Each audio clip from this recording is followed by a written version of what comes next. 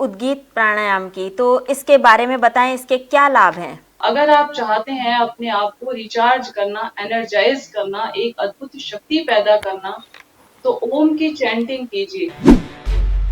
जब हमने पहले भ्रामरी प्राणायाम किया, इसके बाद हमने ओम का उच्चारण किया, तो आपके चारों तरफ एक अद्भुत शक्ति फैल गई। चारों तरफ गीत प्राणायाम कर रहे हैं और हमारी भावनाएं, हमारी फीलिंग्स जैसी भी चल रही हैं, उसका रिजल्ट हमें बहुत तेजी से मिलना शुरू हो जाता है।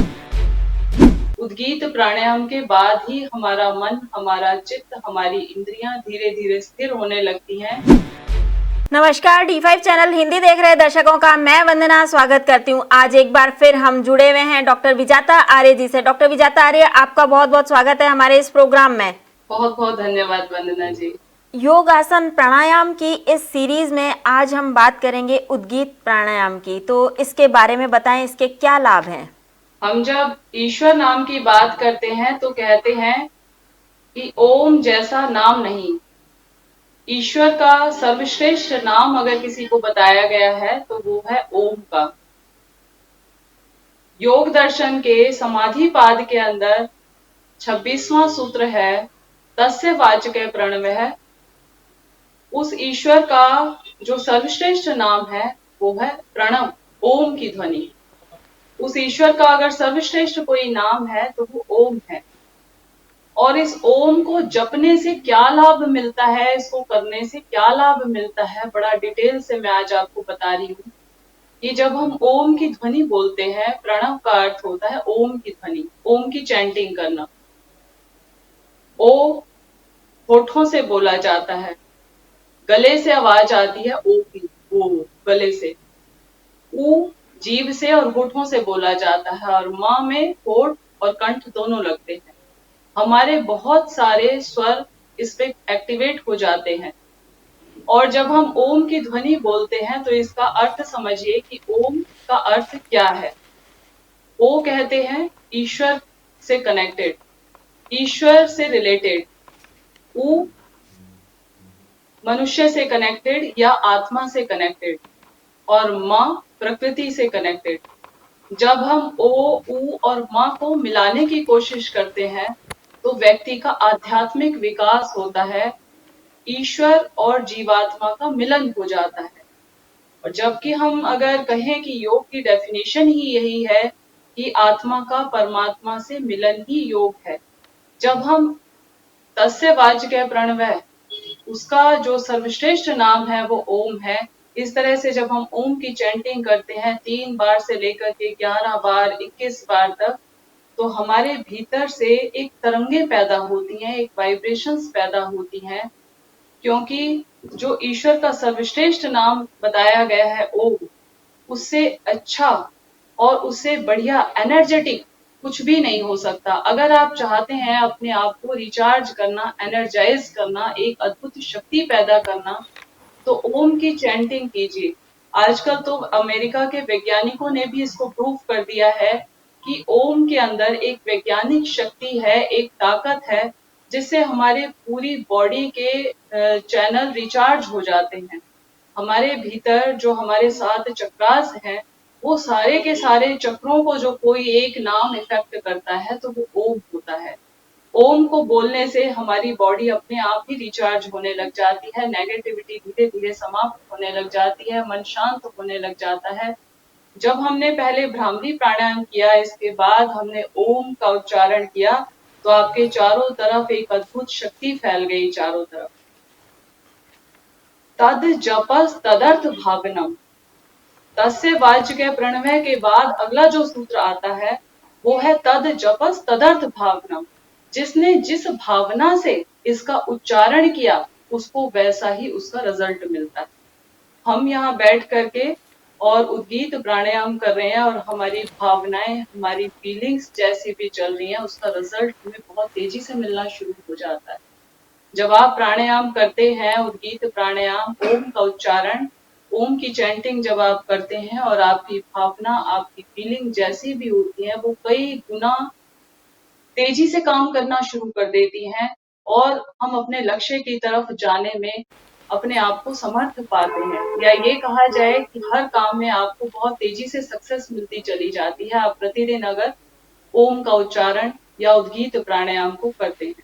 ये किस तरीके से किया जाता है, इसके करने की विधि क्या है और इसे कितनी बार किया जा सकता है या कब कब इसे करना चाहिए? सबसे पहले आप किसी भी मेडिटेटिव पोस्चर में बैठ जाइए, पद्म आसन, सुखासन, सिद्धासन। ये जिस आसन में मैं बैठी हूँ, ये है सिद्धासन, जिसमें एक पैर ऊपर है, एक पैर नीचे है और दोनों हाथ घुटनों के ऊपर ध्यान मुद्रा में पहली उंगली और अंगूठे को मिला लेंगे, बाकी की 3 उंगलियों को सीधा रखेंगे। बैक स्ट्रेट होनी चाहिए आपकी। इस पोस्चर को आप नहीं लगा पाए, कंफर्टेबली चेयर पे बैठ जाएं या सुखासन में पलथी मार के बैठ जाएं, वज्रासन में बैठ जाएं, किसी भी आसन में आप बैठ जाएं। बस बैक आपकी स्पाइन हमेशा स्ट्रेट होनी चाहिए। कोमलता से धीरे से आंखों को बंद कर लेंगे, श्वास को नॉर्मल करेंगे पहले। अब धीरे धीरे लंबा गहरा श्वास भीतर भरेंगे नासिका से। अब होठों को हल्का सा खोलेंगे, ज्यादा नहीं खोलना है होठों को, और ओम की ध्वनि बोलना शुरू करेंगे। जब हम ओम बोलते हैं तो आपने लिखा देखा होगा कहीं पे, पहले ओ लिखा होता है, उसके बाद ऊ बना होता है, जिसको 3 जैसा आपको दिखाई देता है, या ऊ बोल देते हैं, उसको कई लोग 3 लिखते हैं। तो इसका मतलब ये है कि ओ का उच्चारण 3 गुना लंबा होगा मैं की बजाय। ये साइंटिफिकली बहुत ज्यादा प्रूफ हो चुका है कि जब अब आप ओम को लंबे समय तक चैंटिंग करते हैं तो उसका इफेक्ट बहुत अच्छा आता है बॉडी के ऊपर।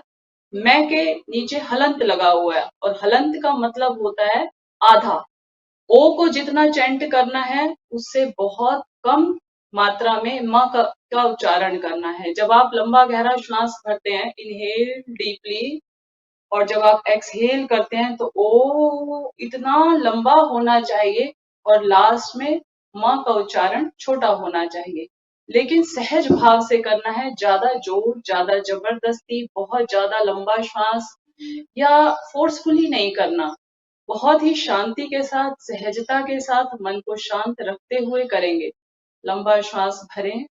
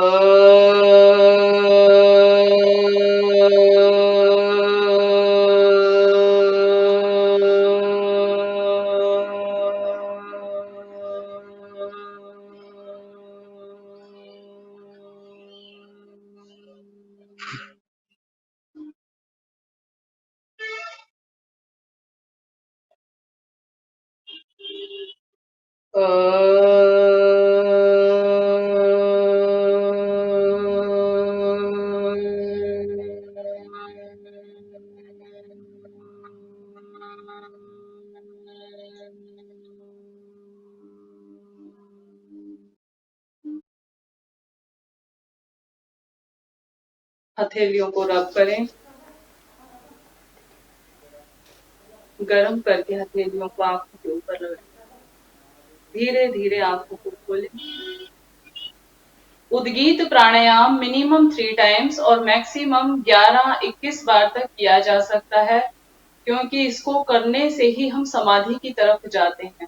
उद्गीत प्राणायाम के बाद ही हमारा मन, हमारा चित्त, हमारी इंद्रियां धीरे धीरे स्थिर होने लगती हैं और हम उस ईश्वर की तरफ जाने के लिए तैयार हो जाते हैं। उद्गीत प्राणायाम अंतिम अवस्था है प्राणायाम के बाद समाधि में जाने की। जैसे अष्टांग योग के अंदर यम, नियम, आसन, प्राणायाम, प्रत्याहार, धारणा, ध्यान, समाधि। तो ध्यान करने से पहले भी हम उद्गीत प्राणायाम का अभ्यास करते हैं, ध्यान के बाद भी उद्गीत प्राणायाम का अभ्यास करते हैं। ये एक महत्वपूर्ण चरण है ध्यान के लिए अपने आप को तैयार करने का और समाधि के लिए अपने आप को तैयार करने का। पहले शरीर की व्याधियां मिटेंगी आसन करके, प्राणायाम करके, उसके बाद चित्त को हमने स्थिर कर लिया, शांत कर लिया, मन के विचारों को हमने संयमित कर लिया, अपने जीवन को एक सही दिशा, सही मार्गदर्शन देने के लिए सबसे अच्छा कोई माध्यम है तो वो सिर्फ योग है और योग ही है। डॉक्टर विजाता, आप हमारे साथ जुड़ी, आपका बहुत बहुत धन्यवाद। अगले एपिसोड में आपसे फिर मुलाकात होगी, तब तक के लिए नमस्कार।